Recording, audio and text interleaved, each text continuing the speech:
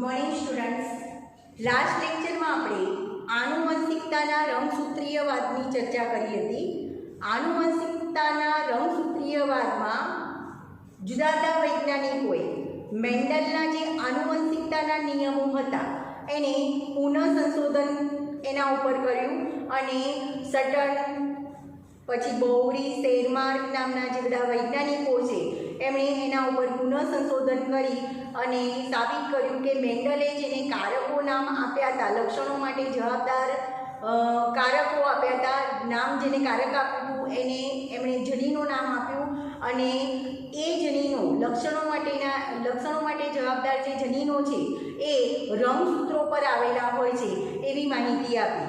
તો આવા રંગસૂત્રોની માહિતીને એમણે મેન્ડલના આનુવંશિકતાના નિયમો સાથે જોડ્યા તો એને આનુવંશિકતાનો રંગસૂત્રીયવાદ તરીકે ઓળખવામાં આવે છે.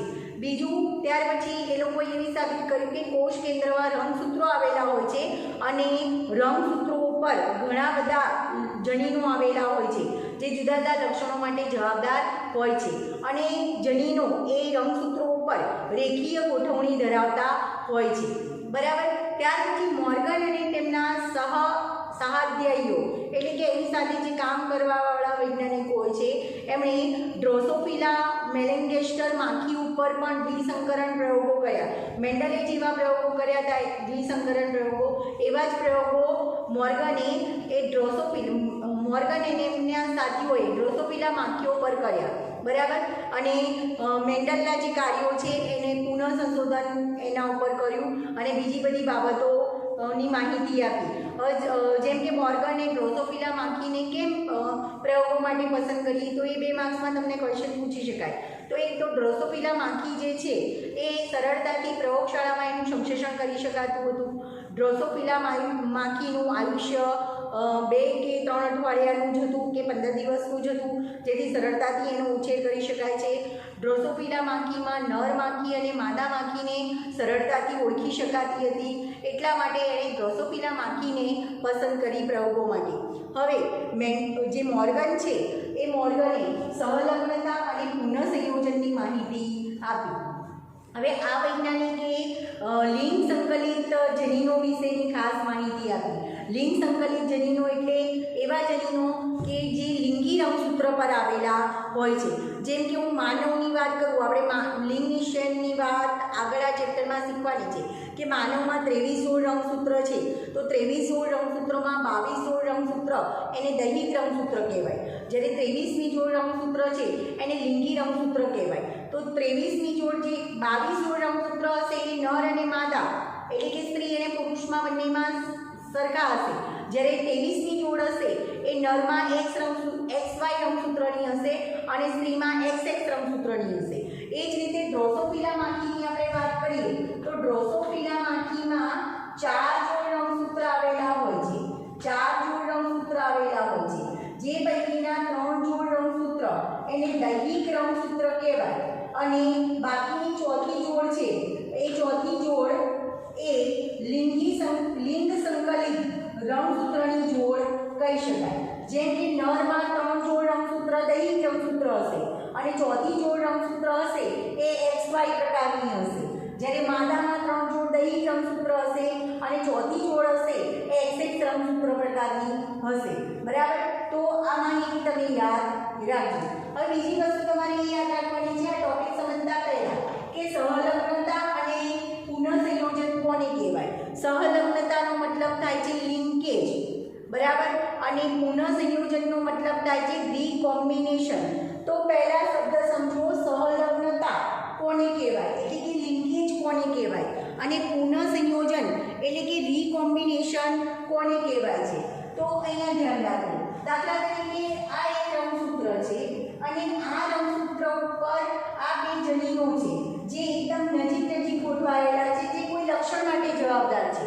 હવે આ એક જ રંગસૂત્ર પર આવેલા જનીનો જ્યારે આનુવંશિકતાના લીધે વારસામાં એની સંતતિને પ્રાપ્ત થતા હોય છે ત્યારે એ સંતતિ પિતૃ જેવું બંધારણ ધરાવતી હોય છે. તો એ ઘટનાને સહલગ્નતા તરીકે ઓળખવામાં આવે છે અથવા એને લિંકેજ તરીકે ઓળખવામાં આવે છે.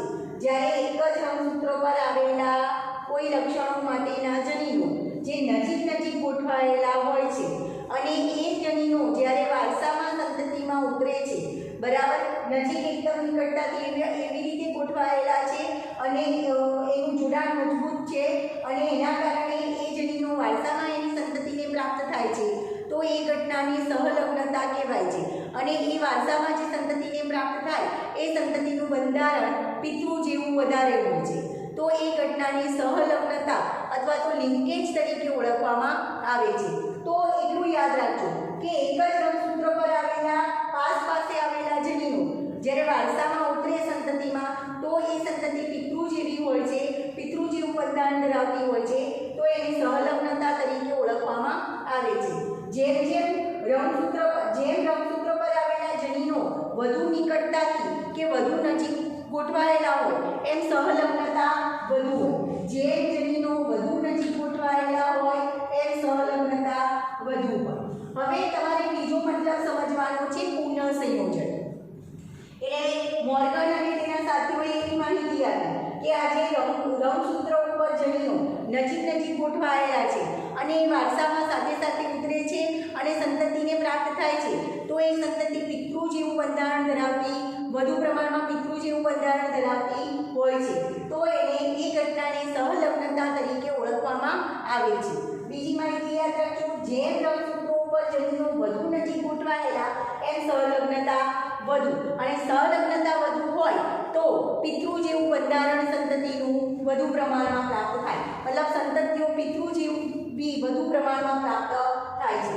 હવે હું એમ કહું કે એક રંગસૂત્ર છે જેના ઉપર આ રંગસૂત્રો ઉપર આવેલા આ જનીનો જે કોઈ લક્ષણો માટે જવાબદાર છે, બરાબર. હવે આ જનીનો રંગસૂત્ર ઉપર થોડાક દૂર આવેલા છે, એમની ગોઠવણી શિથિલ છે એટલે એમનું જોડાણ એવું છે કે એ સરળતાથી એકબીજાથી છૂટા પડી જાય એવા છે.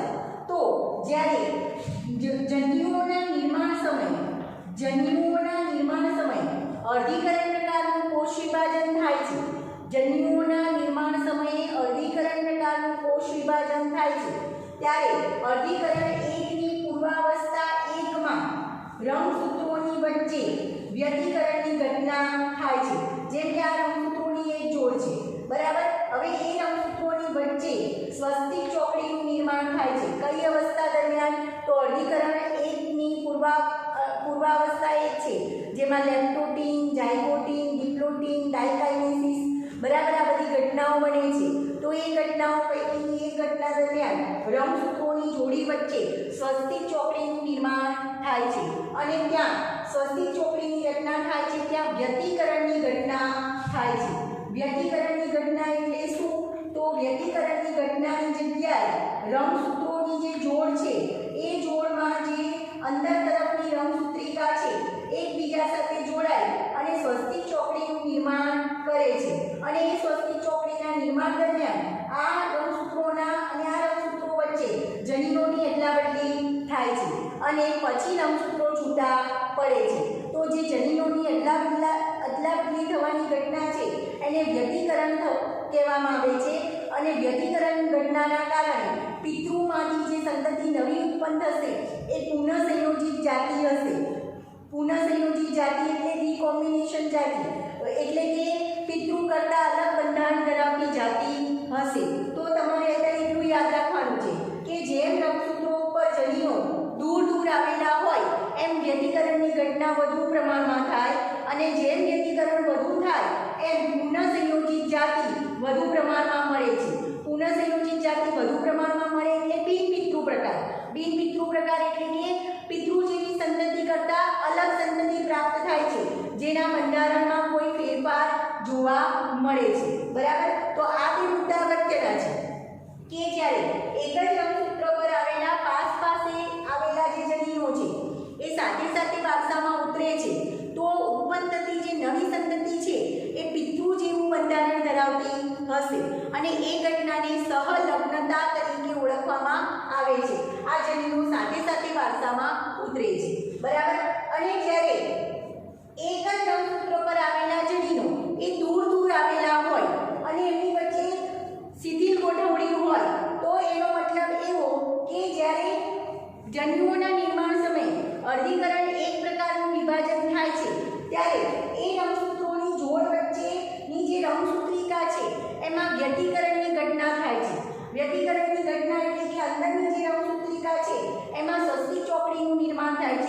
અને એ સ્વસ્તિક ચોકડીના નિર્માણ દરમિયાન રંગસૂત્રોમાં આવેલા જનીનોની અદલાબદલી થાય છે અને એ ઘટનાને વ્યતિકરણ કહેવાય છે. અને અદલાબદલી થવાના કારણે જે જનીનો બદલાઈ જાય છે અને એના કારણે જે નવી સંતતિ પ્રાપ્ત થાય છે એ નવી સંતતિ એ નવું સંયોજન ધરાવતી હોય છે, જેને પુનઃસંયોજન કહેવામાં આવે છે. અને જે પિતૃ કરતાં અલગ બંધારણ ધરાવતી હોય છે તો એ ઘટનાને વ્યતિકરણ કહેવાય છે. અને આવી રીતના જો વ્યતિકરણ વધવું હોય, જેમ રંગસૂત્ર પર આવેલા જનીનો દૂર એમ વ્યતિકરણની ઘટના વધારે, અને વ્યતિકરણની ઘટના વધારે એમ પુનઃસંયોજિત જાતિ વધુ પ્રમાણમાં પ્રાપ્ત થાય છે.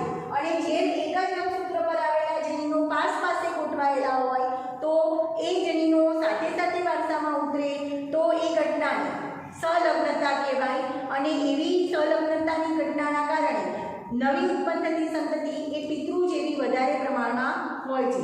અને જો વ્યતિકરણની ઘટના થતી હોય તો નવી ઉત્પન્ન થતી સંતતિ એ પિતૃ કરતાં કોઈ અલગ બંધારણ ધરાવતી હોય છે, જેને પુનઃસંયોજિત જાતિ તરીકે ઓળખવામાં આવે છે. તો આ તમને ખાલી સંલગ્નતા અને પુનઃસંયોજનની ઘટના સમજાવતા પહેલા થોડી કોમન માહિતી આપી. તો મોર્ગન અને એના સાથીઓએ એક્સ લિંગ સંકલિત જે જનીનો છે કે જે લિંગી રંગસૂત્રો પર આવેલા છે એના ઉપર પ્રયોગો કર્યા. એમણે મેન્ડલ જેવા જ પ્રયોગો કર્યા. દ્વિસંકરણ ક્રોસ કરાવો. દ્વિસંકરણ ક્રોસ એટલે દ્વિસંકરણ પ્રયોગ. બે લક્ષણોને ધ્યાનમાં રાખી અને પ્રયોગો કર્યા. તો એમને F2 પેઢીમાં કયું પરિણામ મળવું જોઈએ કે 9:3:3:1 નું પ્રમાણ મળવું જોઈએ. અને બંને લક્ષણો માટેના જે જનીનો છે એની મુક્ત વહેંચણી થવી જોઈએ, મુક્ત વિશ્લેષણ થવું જોઈએ. પણ એવા પરિણામો એમને પ્રાપ્ત થતા નથી. મુક્ત વિશ્લેષણની ઘટના બનતી નથી, પણ ક્યાંક નવા સંયોજનો પ્રાપ્ત થાય છે. તો એમને એ ઘટનાને પુનઃસંયોજન એવું નામ આપ્યું. એટલે કે 9:3:3:1 પ્રમાણ મળવું જોઈએ F2 પેઢીમાં, એવું પરિણામ મળતું નથી અને કંઈક અલગ પરિણામ પ્રાપ્ત થાય છે.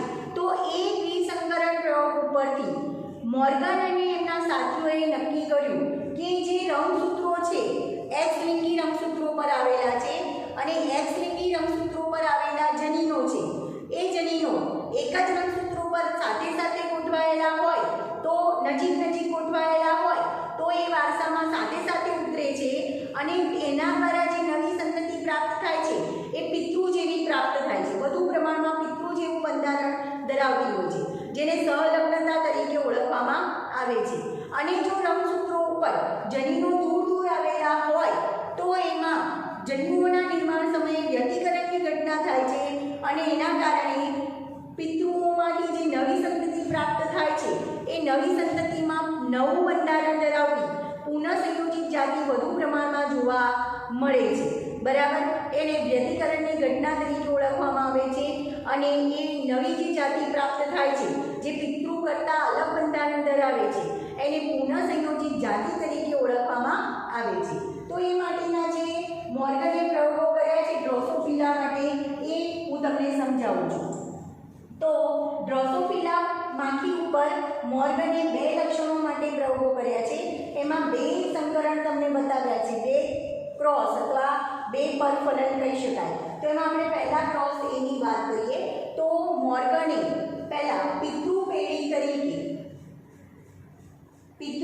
તરીકે ડ્રોસોફિલા માદા માખી અને નર માખી વચ્ચે સંકરણ કર્યું અને એને કયા લક્ષણોને ધ્યાનમાં રાખ્યા તો આ રંગસૂત્રોની જોડ છે. હવે આ ડ્રોસોફિલા માખી છે જેને માદા માખી તરીકે પસંદ કરી છે. આપણે આ ક્રોસ એની વાત કરીએ છીએ જે તમને ચાર્ટમાં પાછળ આપેલું છે. ચાર્ટનો પહેલો જે ચાર્ટ આપ્યો છે એની આપણે વાત કરીએ છીએ, જેમાં ક્રોસ એમાં માદા માખીનું નર માખી સાથે સંકરણ કરાવ્યું છે. તો માદા માખીમાં કયા જનીનો ધરાવતી માદા માખી પસંદ કરી છે તો એવી માદા માખી પિતૃ પેઢી તરીકે પસંદ કરી છે જે પીળું શરીર ધરાવતા હોય અને સફેદ આંખો ધરાવતા હોય. પીળું શરીર અને સફેદ આંખ ધરાવતી એ જે જનીનો છે એ પ્રચ્છન્ન જનીનો છે. પીળું શરીર અને સફેદ આંખ ધરાવતી માદા માખીનું સંકરણ બદામી શરીર અને લાલ આંખ ધરાવતી નર માખી સાથે કર્યું. હવે તમને તમારા ચાર્ટમાં આ બદામી આંખ અને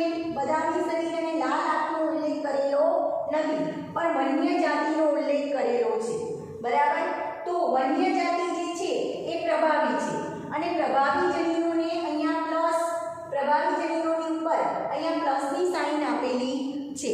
તો યાદ રાખજો, મેં જે મોર્ગન છે એ મોર્ગને જે ડ્રોસોફિલા માખી ઉપર વિસંકરણ પ્રયોગો કર્યા એમાં એને કયા લક્ષણોને ધ્યાનમાં રાખ્યા છે? તો એને પિતૃપેઢી તરીકે માદા માખી અને નર ડ્રોસોફિલા માખી વચ્ચે સંકરણ કરાવ્યું અથવા પરફલન કરાવ્યું. કઈ માખી વચ્ચે? તો બે લક્ષણો ધરાવતી માખી વચ્ચે. કયા બે લક્ષણો? તો માદા માખી તરીકે એમણે પીળું શરીર અને સફેદ આંખ ધરાવતી માદા માખીનું સંકરણ બદામી શરીર અને લાલ આંખ ધરાવતી નર માખી સાથે કરાવ્યું. આ જે પીળું શરીર અને સફેદ આંખ માટેના જે જનીનો છે YW એ પ્રચ્છન્ન જનીનો છે. બરાબર? આ માદા માખી માટેની નિશાની છે અને આ નર માખી માટેની નિશાની છે. તો પીળું શરીર અને સફેદ આંખ માટેના જે જનીનો છે એ પ્રચ્છન્ન જનીનો છે YW, જ્યારે આ XX રંગસૂત્ર કહેવાશે. બરાબર? જ્યારે બદામી શરીર અને લાલ આંખ ધરાવતું જે બંધારણ છે, જે જનીનો છે એ પ્રભાવી છે, તો એને Y+ અને W+ વડે દર્શાવવામાં આવે છે. તો પ્રભાવી જનીનની ઉપર પ્લસની નિશાની દર્શાવવામાં આવે છે. ટૂંકમાં તમારે યાદ રાખવાનું, પીળું શરીર અને સફેદ આંખ તો એ પ્રચ્છન્ન જનીનો છે અને XX રંગસૂત્ર પર આવેલા છે માદા માખીમાં. જ્યારે બદામી શરીર અને લાલ આંખ ધરાવતી જે માખી છે એ નર તરીકે પસંદ કરી છે અને પ્રભાવી જનીન દર્શાવે છે. તો પ્રભાવી જનીનો છે એટલે એને પ્લસ વડે દર્શાવ્યું છે, Y+ અને W+. હવે જુઓ, આ નર માખી છે ને, તો આ એનું X રંગસૂત્ર છે અને આ એનું Y રંગસૂત્ર છે. આ માદા માખી છે તો આ એનું X રંગસૂત્ર છે, આ એનું X રંગસૂત્ર છે. કારણ કે માદા માખીમાં જે ચોથી જોડ રંગસૂત્રની છે XX પ્રકારની હોય, જ્યારે નર માખીમાં એક X રંગસૂત્ર હોય અને એક Y રંગસૂત્ર હોય. હવે જે આ પીળું શરીર અને સફેદ આંખ ધરાવતા જે જનીનો છે એ X રંગસૂત્ર પર આવેલા હોય છે. એ જ રીતે અહીંયા બદામી શરીર અને લાલ આંખ ધરાવતા જે જનીનો છે એ X રંગસૂત્ર પર આવેલા હોય છે. એટલે તમારે એ વસ્તુ યાદ રાખવાની છે કે Y જે જનીન છે આ આવું બતાવ્યું છે Y રંગસૂત્ર, એ Y રંગસૂત્ર પર એકય જનીનો આવેલા હોતા નથી. એ ખાસ તમારે યાદ રાખવાનું છે. તો આ જે બદામી શરીર અને લાલ આંખ ધરાવતા જે જનીનો વાળી માખી છે એ પ્રભાવી છે અને એને વન્ય જાતિ તરીકે પણ ઓળખવામાં આવે છે. હવે એનું સંકરણ કરાવીએ તો કઈ રીતે સંકરણ થાય? તો પહેલું અહીંયા યાદ રાખજો, માદા માખીમાં તમને બે પ્રકારના જન્યુ મળે. કયા બે પ્રકારના જન્યુ મળે? એક YW જનીન ધરાવતું જન્યુ મળે, બીજું YW જનીન ધરાવતું જન્યુ મળે. અહીંયા પણ તમને બે જનીનો પ્રાપ્ત થાય. એક Y+ અને W+ ધરાવતું જનીન પ્રાપ્ત થાય અને બીજું આ Y વાળું જનીન પ્રાપ્ત થાય છે. તો હવે એનું સંકરણ કઈ રીતે કરી શકાય? જેમ કે હું તમને અહીંયા બતાવું કે આ જે રંગસૂત્ર છે એનું આ બંને રંગસૂત્ર સાથે સંકરણ કરાવીએ તો આવી જાતિ પ્રાપ્ત થશે. આ રંગસૂત્રનું આ બંને સાથે સંકરણ કરાવીએ તો પહેલા આની સાથે કરાવીએ. આ રંગસૂત્રનું આ રંગસૂત્ર સાથે અથવા તો આ જનીનો સાથે સંકરણ કરાવીએ તો જાતિ કઈ પ્રાપ્ત થશે? પહેલા લખવાની YW અને એની નીચે આ લખીશું Y+W. તો આ જે જાતિ પ્રાપ્ત થશે એ વન્ય જાતિ પ્રાપ્ત થશે. વન્ય જાતિ એટલે બદામી શરીર અને લાલ આંખ ધરાવતી વન્ય જાતિ પ્રાપ્ત થાય છે. ફરી આનું આની સાથે સંકરણ કરાવો તો શું પ્રાપ્ત થશે? YW અને Y+W વન્ય જાતિ પ્રાપ્ત થાય છે. બરાબર? તો 50% F1 પેઢીમાં 50% સંતતિ એ પિતૃ જેવું બંધારણ ધરાવતી હતી. બરાબર? વન્ય પ્રાપ્ત થયું. પછી બીજું આનું આ બંને સાથે કરાવીએ તો પહેલા આનું આની સાથે સંકરણ કરાવીએ તો YW અને આ નર માટેનું Y જનીન છે. બરાબર? તો અહીંયા પીળું અને સફેદ જનીન, પીળું શરીર અને સફેદ આંખ ધરાવતી માખી પ્રાપ્ત થાય છે. એ જ રીતે ફરીથી આનું આની સાથે સંકરણ કરાવીએ તો YW અને નીચે Y એટલે કે આ પ્રાપ્ત થાય છે. તો અહીંયા પણ પીળું આ પ્રાપ્ત થાય છે YW અને આનું સંકરણ કરાય તો YW અને આ નીચે આ પ્રાપ્ત થાય છે Y વાળું એટલે કે X Y રંગસૂત્ર. તો પીળું શરીર અને સફેદ આંખો વાળી માખી પ્રાપ્ત થાય છે. તો F1 માં જે 4 સંતતિ મળે છે, જે પિતૃ પેઢી વચ્ચે સંકરણ કરાવીએ છીએ, તો F1 માં જે 4 સંતતિ મળે છે એમાં 50% વન્ય પિતૃ જેવી હોય છે અને 50% આ માદા પિતૃ જેવી હોય છે. એટલે કે પીળું શરીર અને સફેદ આંખ ધરાવતી હોય છે. મતલબ F1 માં જેટલી સંતતિ પ્રાપ્ત થાય છે એ બધી જ પિતૃ જેવું બંધારણ ધરાવતી હોય છે. હવે આટલા પછીથી ચાર્ટ અહીંયાથી ચાલુ થાય છે કારણ કે આમ સળંગ આવતો નથી. હવે F1 પેઢીમાં આપણે સ્વફલન કરાવીએ. સ્વફલન એટલે શું? તો આ બંને જે માદા માખી છે એનું આ પીળા અને સફેદ, પીળું શરીર અને સફેદ આંખો ધરાવતી નર માખી સાથે સ્વફલન કરાવવામાં આવે છે. બરાબર? તો અહીંયા માદા માખી છે અને આ નર માખી છે. માદા માખી તરીકે આપણે YW અને Y+W બંને જાતિ લઈએ છીએ આપણે. Y+ અને W+ બંને જાતિ લઈએ છીએ.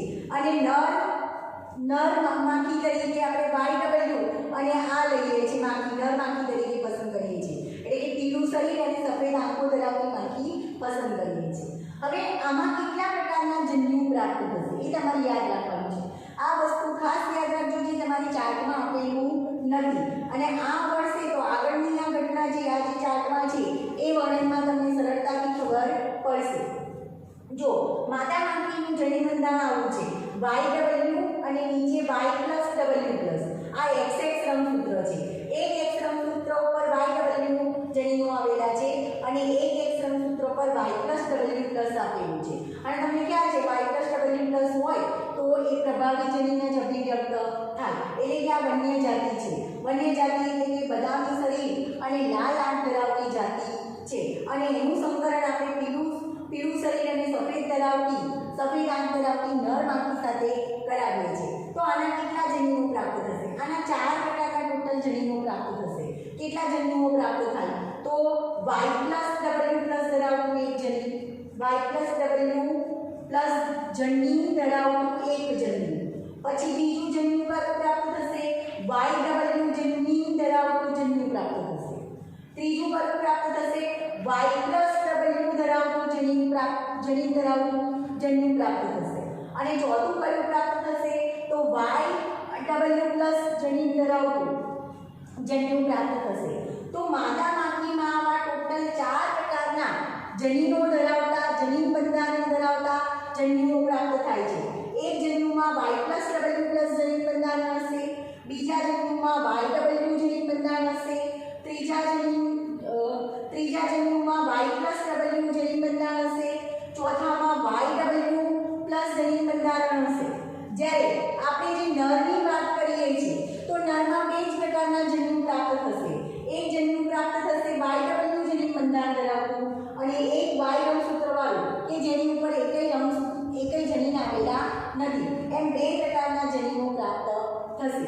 હવે તમે જુઓ આમાંથી F1 પછી જ્યારે આપણે સ્વફલન કરાવીએ છીએ તો આપણને F2 પેઢી કઈ રીતે પ્રાપ્ત થાય છે આપણે એની વાત કરીએ. તો F2 પેઢી માટે આપણે આ જે જન્યુઓ છે એનું વારાફરતી સંકરણ કરાવવાનું છે.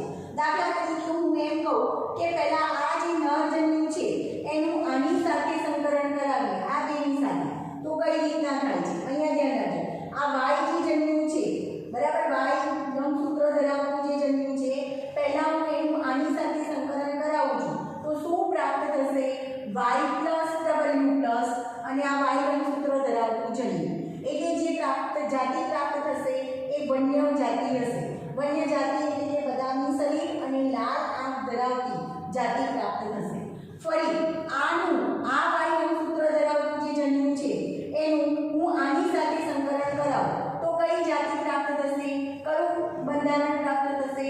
YW અને આ Y રંગસૂત્ર. તો એ જન્યુ ધરાવતી જે જાતિ હશે એ પીળું શરીર અને સફેદ આંખો ધરાવતી હશે. બરાબર? તો પહેલા આનું આ બેની સાથે સંકરણ કરાવી અને આ નર માખી આપણને પ્રાપ્ત થાય છે. હવે હું આની વાત કરું છું. તમારી એક્ઝેક્ટ તમારા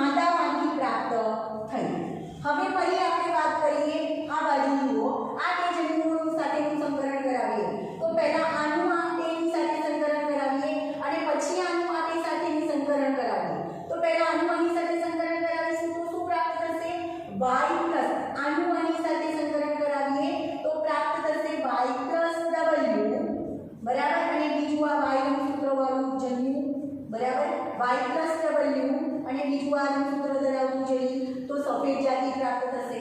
પછી પાછું આનું આની સાથે સંકલન કરાવો તો શું પ્રાપ્ત થાય y w પ્લસ અને આ y નું સૂત્ર તો પીળું શરીર ધરાવતી જાતિ પ્રાપ્ત થશે. આ સફેદ આંખ ધરાવતી જાતિ પ્રાપ્ત થશે. આ પીળું શરીર ધરાવતી જાતિ પ્રાપ્ત થશે. હવે આ જન્યુનું આ બે જન્યુઓ સાથે સંકલન કરાવીએ. આ બે નર માખી પ્રાપ્ત થઈ. હવે આ જન્યુનું આ બે જન્યુ સાથે સંકલન કરાવીએ તો કઈ જાતિ પ્રાપ્ત થશે? y પ્લસ w અને y તો સફેદ આંખો ધરાવતી માખી પ્રાપ્ત થશે. ફરી આનું આની સાથે સંકલન કરાવીએ તો y પ્લસ અને y વાળી જાતિ પ્રાપ્ત થશે. તો એ પીળા શરીર ધરાવતી જાતિ મળશે. પાછી આ નર માખી છે, આ બંને નર માખી છે અને આ બંને માદા માખી છે. તો આના ઉપરથી નક્કી કરી શકાય કે આ બાજુની જે નર અને માદા માખી છે એ 98 પોઈન્ટ એટલે કે મોર્ગને જે પ્રયોગો કર્યા હતા એમાં 98.7% જેટલી અથવા 98.70% જેટલી જે સંતતિ પ્રાપ્ત થાય છે એ પિતૃ જેવું બંધારણ ધરાવે છે. એટલે એનો મતલબ એમ કે સહલગ્નતા દર્શાવે છે બરાબર. જ્યારે આ બાજુની જે નર અને માદા માખી છે, આ બે નર માખી અને માદા માખી છે એ પિતૃ કરતા કંઈક અલગ બંધારણ ધરાવે છે. કારણ કે પિતૃનું બંધારણ તો આપણે શું કીધું, એક પિતૃનું બંધારણ પીળું શરીર અને સફેદ આંખ છે અને બીજા પિતૃનું બંધારણ છે બદામી શરીર અને લાલ આંખ છે. તો અહીંયા એના કરતા અલગ બંધારણ મળે છે. સફેદ આંખ ધરાવતી માખી મળે છે, પીળું શરીર ધરાવતી માખી મળે છે, સફેદ આંખ ધરાવતી અને પીળું શરીર અને જેના જનીન બંધારણ અલગ અલગ છે. તો આ બધી જ નવી જાતિ મળે છે જે પિતૃ કરતા અલગ છે, જેને પુનઃસંયોજિત જાતિ તરીકે ઓળખવામાં આવે છે, રીકોમ્બિનેશન જાતિ તરીકે ઓળખવામાં આવે છે અને જેનું પ્રમાણ 1.30% જેટલું અથવા 1.3% જેટલું હોય છે, જે પિતૃ કરતા અલગ બંધારણ ધરાવે છે. એટલે કે એમ કહી શકાય કે બિન પિતૃ જેવું પ્રમાણ ધરાવે છે. એટલે કે પિતૃ બંધારણથી અલગ બંધારણ ધરાવે છે, પુનઃસંયોજિત જાતિ જોવા મળે છે. તો આના ઉપરથી એવું નક્કી કરી શકાય કે જ્યારે અહીંયા જુઓ આ ક્રોસમાં આ y જે જનીનો છે એ રંગસૂત્રો ઉપર એકદમ નજીક ગોઠવાયેલા છે અને પીળું શરીર ધરાવતા જનીન અને સફેદ આંખ ધરાવતા જે જનીનો છે એકદમ નજીક ગોઠવાયેલા છે અને એની વચ્ચેનું જે જોડાણ છે એકદમ એટલું બધું મજબૂત છે કે જે વારસામાં સાથે સાથે જ ઉતરે છે અને એ ઘટનાને સહલગ્નતા તરીકે ઓળખવામાં આવે છે.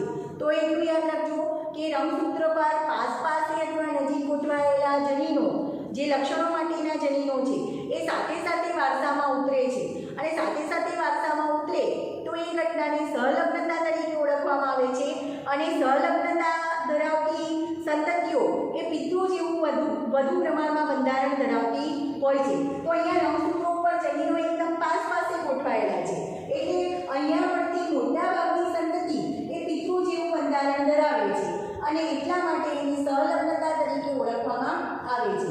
જ્યારે ખાલી પુનઃસંયોજિત જાતિ આપણને 1.3% જ પ્રાપ્ત થાય છે. તો અહીંયા પીળા જનીન અને સફેદ જે જનીનો છે એ એકબીજાની એકદમ નજીકતાથી ગોઠવાયેલા છે, મજબૂતાઈથી ગોઠવાયેલા છે, જે અલગ પડતા નથી, સાથે સાથે વારસામાં ઉતરે છે અને એ ઘટનાને સહલગ્નતા તરીકે ઓળખવામાં આવે છે. હવે આપણે વાત કરીએ ક્રોસ બી, જેમાં તમને પુનઃસંયોજનની વાત કરેલી છે કે જેમાં સહલગ્નતા ઓછું જોવા મળે છે અને પુનઃસંયોજનનું પ્રમાણ વધુ પ્રમાણમાં જોવા મળે છે. તો અત્યારે આપણે વાત કરીએ છીએ ક્રોસ બી. ક્રોસ બી એટલે પરફલન બી, જેમાં નર અને માદા માખી ડ્રોસોફિલા માખી વચ્ચે એમને સંકરણ કરાવેલું છે. હવે આપણે સહલગ્નતા અને પુનઃસંયોજનમાં મોર્ગને જે ક્રોસ બી મતલબ પરફલન બીજું કરાવડાયેલું છે એની આપણે વાત કરીએ તો ક્રોસ બીમાં મોર્ગને જે માખી પસંદ કરી છે એ માખીમાં એક પિતૃ પેઢી તરીકે ક્રોસ બીનો જે ચાર્ટ તમને આપેલો છે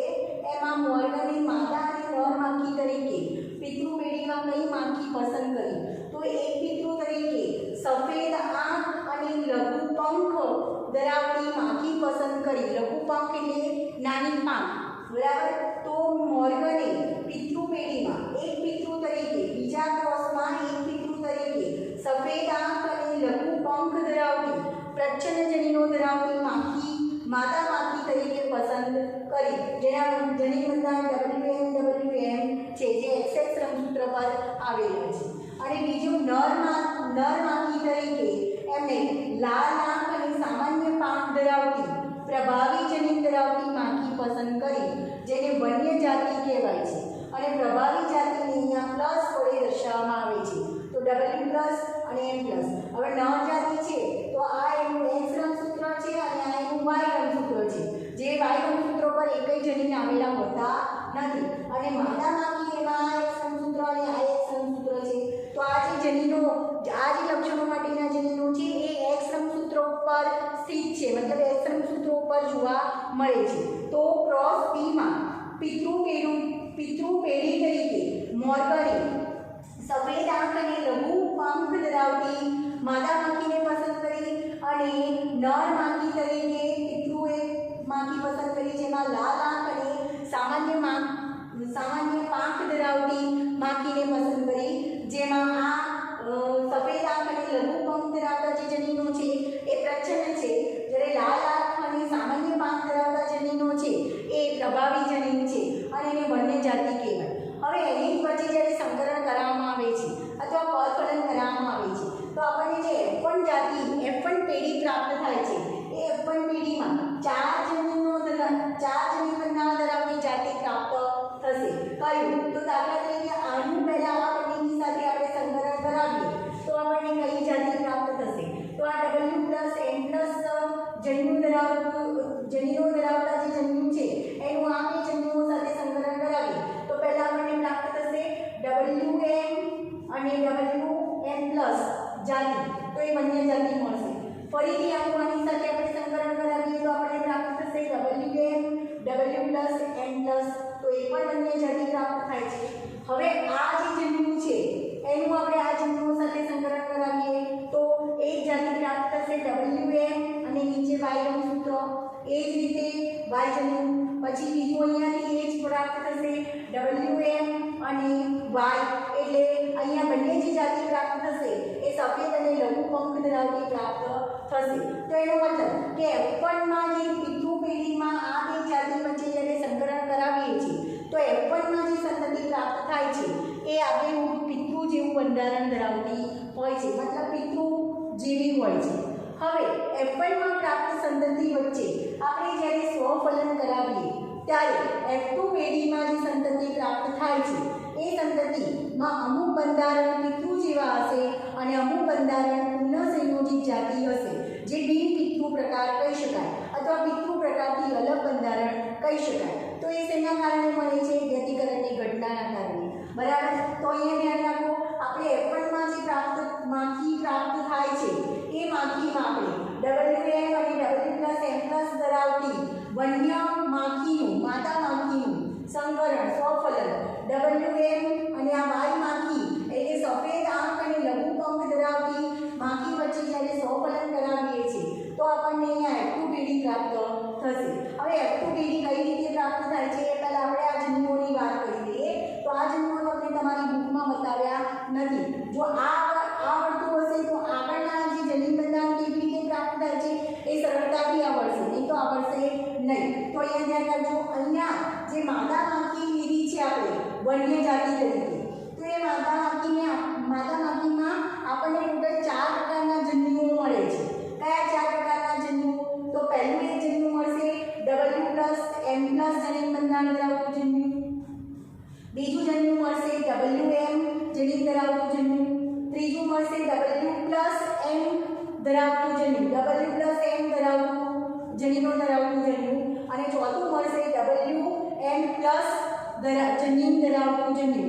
કારણ કે વ્યતિકરણના ઘટનાના કારણે આ આપણને 2 સંયોજન નવા મળે છે અને નર માખીમાં આ 2 જ જન્યુ પ્રાપ્ત થશે, એક WM જનીન ધરાવતું અને એક Y જનીન ધરાવતું રંગસૂત્ર ધરાવતું જન્યુ, બરાબર. હવે આ બંનેનું આની સાથે આપણે સંકરણ કરાવવાનું છે. તો કઈ રીતે થાય? પહેલા આપણે આ WM નું, પહેલા આ નરનું આ 2 જન્યુઓ સાથે સંકરણ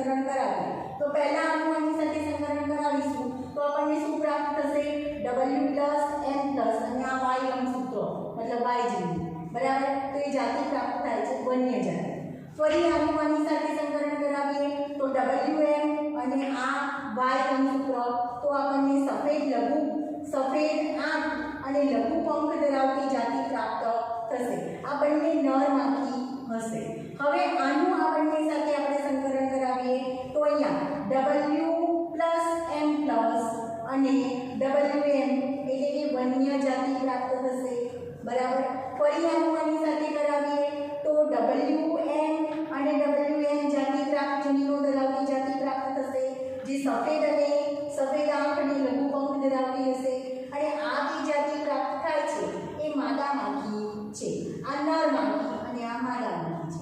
હવે બીજું આપણે આ બંને જનીનો સાથે સંકરણ કરાવીએ તો પહેલા આની સાથે સંકરણ કરાવીએ તો આપણને પ્રાપ્ત થશે W+M અને આ રંગસૂત્ર એટલે કે લઘુ પંખ ધરાવતી જાતિ મળશે, નવું સંયોજન. એ જ રીતે આની સાથે કરાવીએ તો આપણને સંયોજન પ્રાપ્ત થાય છે નવી જાતિ WM+ અને આ Y રંગસૂત્ર તો સફેદ આંખ ધરાવતી નવી જાતિ પ્રાપ્ત થાય છે, પુનઃસંયોજિત, જે પિતૃ કરતા અલગ છે. એ જ રીતે આનું આ બંને સાથે સંકરણ કરાવીએ તો પ્રાપ્ત થશે W+M અને WN જાતિ જનીન ધરાવતી જાતિ, મતલબ લઘુ પંખ ધરાવતી જાતિ. ફરી આની સાથે સંકરણ કરાવીએ તો આપણને પ્રાપ્ત થશે WM+ અને WN જનીનો ધરાવતી જાતિ, મતલબ કે સફેદ આંખો ધરાવતી જાતિ. આ નર માખી હશે અને નીચેની જે માખી છે એ માદા માખી હશે. હવે આ જનીનો આ નવા જે સંતતિનું જનીન બંધારણ કેવી રીતે આવે છે એ તમને સમજાવું. આ વચ્ચેનો પોર્શન તમને આપેલું નથી, પણ તમે આ રીતના તૈયાર કરશો તો તમને યાદ રહેશે. હવે જે નવી જાતિ મળે છે એ નવી જાતિમાં આપણે એમ કહી શકીએ કે 37.2% પુનઃસંયોજન પ્રાપ્ત થાય છે. આ જે બંધારણ પ્રાપ્ત થાય છે એ પિતૃ જેવી જાતિ પ્રાપ્ત થાય છે, પિતૃ જેવા હોય છે. અને આ જે છે એ પુનઃસંયોજિત જાતિ પ્રાપ્ત થાય છે, જેનું બંધારણ જેનું પ્રમાણ લગભગ 37.2% જેટલું હતું. હવે આપણે આની ઉપર વધારે ધ્યાન રાખવાનું છે. 37.2% એટલે પહેલા ક્રોસ કરતા તમે જુઓ, પહેલા ક્રોસમાં પુનઃસંયોજિત જાતિનું પ્રમાણ ફક્ત 1.3% જ હતું. એનો મતલબ કે ત્યાં સહલગ્નતા વધુ હતી, અને સહલગ્નતા વધુ હતી એટલે નવી સંતતિ પિતૃ જેવી વધારે પ્રમાણમાં હતી. બરાબર. જ્યારે અહીંયા અને એના માટેનું રીઝન હતું કે એક રંગસૂત્ર પર આવેલા જનીનો એકદમ નજીક ગોઠવાયેલા હતા. હવે અહીંયા જે અપટુ પેઢીમાં પરિણામ મળે છે એમાં આટલું બંધારણ પિતૃ જેવું મળે છે અને નવું સંયોજિત પુનઃસંયોજિત પ્રમાણ 37.2% મળે છે. એટલે પહેલા ક્રોસ કરતા અહીંયા પુનઃસંયોજિત જાતિનું પ્રમાણ વધારે મળે છે. આ જે લઘુ પંખ ધરાવતી જાતિ, સફેદ આંખ ધરાવતી જાતિ, એ બધી નવી જાતિ પ્રાપ્ત થાય છે, જેને પુનઃસંયોજિત જાતિ કહેવાય, જે પિતૃ જેવું બંધારણ ધરાવતી નથી, એટલે એને બિનપિતૃ પ્રકાર કહી શકાય. એ શેના કારણે થાય છે? તો વ્યતિકરણની ઘટનાના કારણે. હવે વ્યતિકરણ કેમ વધારે પ્રમાણમાં થાય છે? તો એનું રીઝન એ છે કે અહીંયા રંગસૂત્ર પર આવેલા જે જનીનો છે એ દૂર ગોઠવાયેલા છે અને શિથિલ ગોઠવણી ધરાવે છે. શિથિલ એટલે સરળતાથી ઢીલી ગોઠવણી ધરાવે છે. સરળતાથી આ બે જનીનો એકબીજાથી દૂર થઈ જાય છે. તો પુનઃસંયોજિત જાતિ આ ક્રોસ બીમાં પુનઃસંયોજિત જાતિનું પ્રમાણ વધુ મળવાનું કારણ એ છે કે રંગસૂત્ર પર આવેલા જે જનીનો છે એકબીજાથી દૂર ગોઠવાયેલા છે, અને વધુ દૂર ગોઠવાયેલા જનીનો હોય તો એ રંગસૂત્રોમાં વ્યતિકરણ થવાની સંભાવના વધુ છે. અને જેમ વ્યતિકરણ વધુ થાય એમ પુનઃસંયોજિત જાતિ વધુ પ્રમાણમાં પ્રાપ્ત થાય છે. તો તમને આ બંને ચાર્ટ ઉપરથી ખ્યાલ આવી ગયો હશે કે સહલગ્નતા કોને કહેવાય અને પુનઃસંયોજન કોને કહેવાય. જ્યારે એક રંગસૂત્ર પર આવેલા બંને જનીનો નજીક ગોઠવાયેલા હોય, બે લક્ષણો માટેના જનીનો એકદમ નજીક ગોઠવાયેલા હોય તો એ વારસામાં સાથે ઉતરે છે, અને નવી ઉત્પન્ન થતી સંતતિ એ પિતૃ જેવું બંધારણ વધારે પ્રમાણમાં ધરાવતી હોય છે, તો એને સહલગ્નતા કહેવાય છે. અને એમાં વ્યતિકરણ ઓછું જોવા મળે છે, એટલે કે પુનઃસંયોજિત જાતિ ઓછી જોવા મળે છે. જ્યારે બીજો એક ચાર્ટ આપ્યો છે એમાં એવું બતાવ્યું છે કે એક રંગસૂત્ર પર આવેલા જે બે લક્ષણો માટેના જનીનો છે એ ગોઠવાયેલા છે. પરિણામે એના વચ્ચે વ્યતિકરણની ઘટના વધુ પ્રમાણમાં જોવા મળે છે અને જેટલું વ્યતિકરણ વધુ જોવા મળે એમ પુનઃસંયોજિત જાતિનું પ્રમાણ વધુ જોવા મળે છે. મતલબ પિતૃ કરતાં નવું બંધારણ વધુ પ્રમાણમાં જોવા મળે છે, જેને પુનઃસંયોજન તરીકે ઓળખવામાં આવે છે. તો મોર્ગને ડ્રોસોફિલા માખી પર પ્રયોગો કરી અને સહલગ્નતા અને પુનઃસંયોજન એટલે કે લિંકેજ અને રિકોમ્બિનેશનની માહિતી આપી. હવે ત્યાર પછી બીજા એક વૈજ્ઞાનિકની આપણે વાત કરીશું. હવે તમારે બીજી એક માહિતી યાદ રાખવાની છે કે મોર્ગનના એક વિદ્યાર્થી જેનું નામ હતું અલ્ફ્રેડ સ્ટર્ટીવેટ. આ વૈજ્ઞાનિકે જનીનોના નકશા દર્શાવ્યા. એમણે એક જ રંગસૂત્રોના જે જનીનની જોડ હતી, જે એક જ રંગસૂત્રના જનીન જોડની પુનઃસંયોજિત આવૃત્તિને જનીનો વચ્ચેનું અંતર માનીને રંગસૂત્રોમાં તેઓની સ્થિતિનો નકશો દર્શાવ્યો. મતલબ એક જ રંગસૂત્રો ઉપર જે જનીનોની જોડ આવેલી હોય એ જનીનોની જોડ વચ્ચેનું જે પુનઃસંયોજિત આવૃત્તિ હોય, મતલબ કે પુનઃસંયોજન પામવાની જે ક્ષમતા હોય એ જનીનોના વચ્ચેનું અંતર માનીને પુનઃસંયોજિત આવૃત્તિને જનીનો વચ્ચેનું અંતર માનીને રંગસૂત્રોમાં તેમની સ્થિતિ રંગસૂત્રો ઉપર તે જનીનોની સ્થિતિ દર્શાવી અને જેને જનીનોના નકશા તરીકે ઓળખવામાં આવે છે. ટૂંકમાં એમ કહી શકાય કે રંગસૂત્રો ઉપર જનીનો ક્યાં ગોઠવાયેલા છે, બરાબર, એની માહિતી આ અલ્ફ્રેડ સ્ટર્ટીવેટે દર્શાવી અને એ બંને વચ્ચેનું જે અંતર છે એના આધારે કેટલા પ્રમાણમાં નવી પુનઃસંયોજિત જાતિ પ્રાપ્ત થાય છે એની માહિતી આપી, જેને જનીન નકશા તરીકે ઓળખવામાં આવે છે. અને આ જનીન નકશાનો ઉપયોગ હ્યુમન જીનોમ પ્રોજેક્ટમાં આ જનીન નકશાનું વર્ણન કરવામાં આવેલું છે. તો ફક્ત આ માહિતી યાદ રાખજો જે તમને એમસીક્યુમાં પૂછી શકાય કે મોર્ગનના વિદ્યાર્થી અલ્ફ્રેડ સ્ટર્ટીવેટ નામના જે વૈજ્ઞાનિક છે એમણે એક જ રંગસૂત્રના જનીન જોડની પુનઃસંયોજિત આવૃત્તિ એટલે નવી જોડ, નવું સંયોજન આપણને કેટલું પ્રાપ્ત થાય છે એ પુનઃસંયોજિત આવૃત્તિને જનીનો વચ્ચેનું અંતર માપીને રંગસૂત્રોમાં તેમની સ્થિતિને દર્શાવી, જેને જનીન નકશા તરીકે ઓળખવામાં આવે છે. અને આ જનીન નકશાનું વર્ણન હ્યુમન જીનોમ પ્રોજેક્ટમાં પણ કરવામાં આવ્યું છે.